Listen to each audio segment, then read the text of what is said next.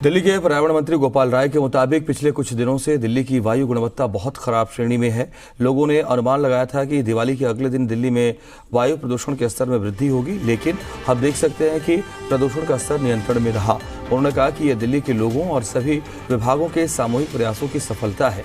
गोपाल राय ने कहा कि मैं दिल्ली के लोगों को दिए जलाकर और पटाखे न जलाकर जिम्मेदार नागरिक रूप में कार्य करने और प्रदूषण के स्तर को नियंत्रित रख पाने में योगदान देने के लिए बधाई देता हूं। उन्होंने कहा, मुझे उम्मीद है अगले साल तक हम पटाखे जलाने वालों को भी ये बात समझा सकेंगे। गोपाल राय ने कहा कि वायु प्रदूषण के स्तर को नियंत्रित करने के लिए आज से हम पूरी दिल्ली में पानी का छिड़काव बढ़ा रहे हैं। उन्होंने कहा कि दिवाली पर बड़े पैमाने पर पटाखे नहीं फोड़े गए, जो दिल्ली के लोगों की बदलती मानसिकता को भी दर्शाता है।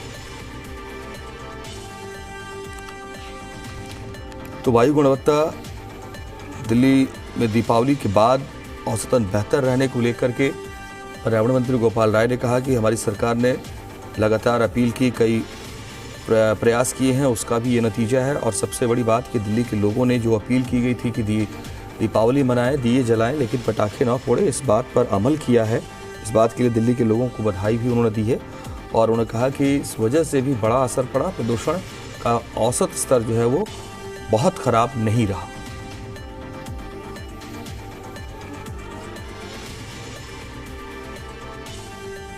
दिल्ली में दिवाली की अगली सुबह फिर धुंध भरी नजर आई। पॉल्यूशन का जो स्तर है, AQI का लेवल बेहद ही खराब श्रेणी में बना हुआ है। और इस सब पर बातचीत के लिए हमारे साथ दिल्ली के पर्यावरण मंत्री गोपाल राय जी हैं। गोपाल जी, कोशिश जरूर की गई आपकी तरफ से कि दिल्ली में पटाखे ना जलें, बैन किए गए, पुलिस को भी नियुक्त किया गया, लेकिन परिस्थितियाँ उसके बिल्कुल विपरीत, पटाखे छोड़े गए और पॉल्यूशन का जो स्तर है वो बेहद ही खराब श्रेणी में। देखिए, कुछ जगहों पे पटाखे छोड़े गए, लेकिन पूरे दिल्ली के लोगों ने इस बार पटाखे नहीं छोड़े। और इसका परिणाम यह है कि जो एक खतरा था कि दिवाली के अगले दिन AQI 400 से पार चला जाएगा, उसको नियंत्रित करने में दिल्ली आज सफल हुई है। सब लोगों के सामूहिक प्रयास का परिणाम है कि आज गंभीर श्रेणी में जाने से दिवाली के अगले दिन प्रदूषण का स्तर नियंत्रित हुआ है। इसके लिए पूरे दिल्ली के लोगों को बधाई। जिन लोगों ने पटाखे छोड़े, उन लोगों से भी निवेदन है कि आप भी खुशियां मनाने के साथ साथ दिल्ली की ज़िंदगी बचाने की जो लड़ाई है उसमें आप ज़रूर सहयोग करें। और हम मिल करके प्रयास करेंगे तो और ज़्यादा सफलता जो है हमें मिलेगी। 4 दिन पहले दिल्ली का AQI 350 पहुंच गया था। उस दिन ऐसा अनुमान सभी लोगों का था, एक्सपर्ट्स का, कि दिवाली के अगले दिन AQI 400 से ज़्यादा पहुंच जाएगा।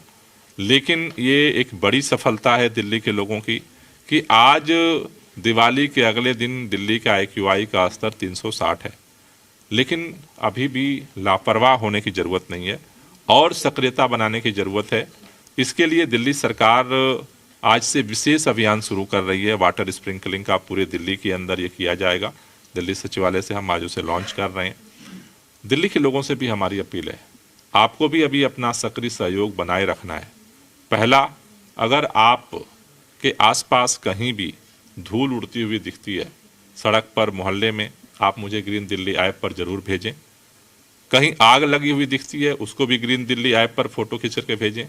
अगर आप गाड़ी लेकर सड़क पर जाते हैं तो प्लीज़ रेड लाइट पर गाड़ी का इंजन बंद कर दीजिए। आपके सहयोग से ही ये सफलता संभव है।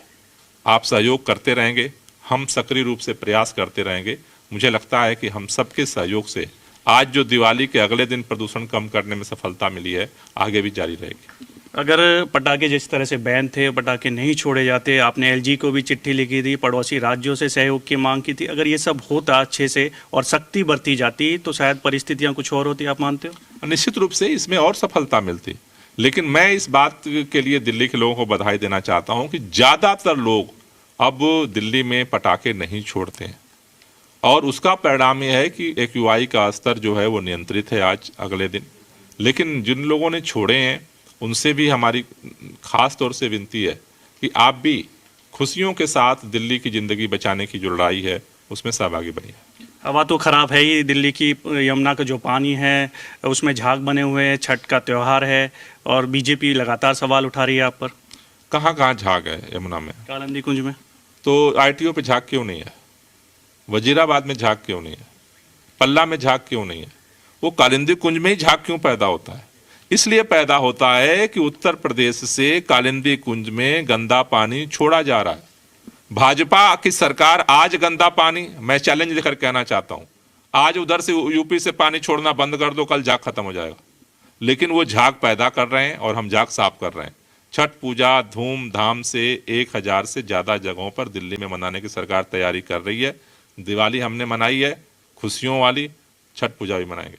बहुत बहुत शुक्रिया बातचीत के लिए। वीडियो जर्नलिस्ट दीपक के साथ देवेश कुमार, जी मीडिया, दिल्ली।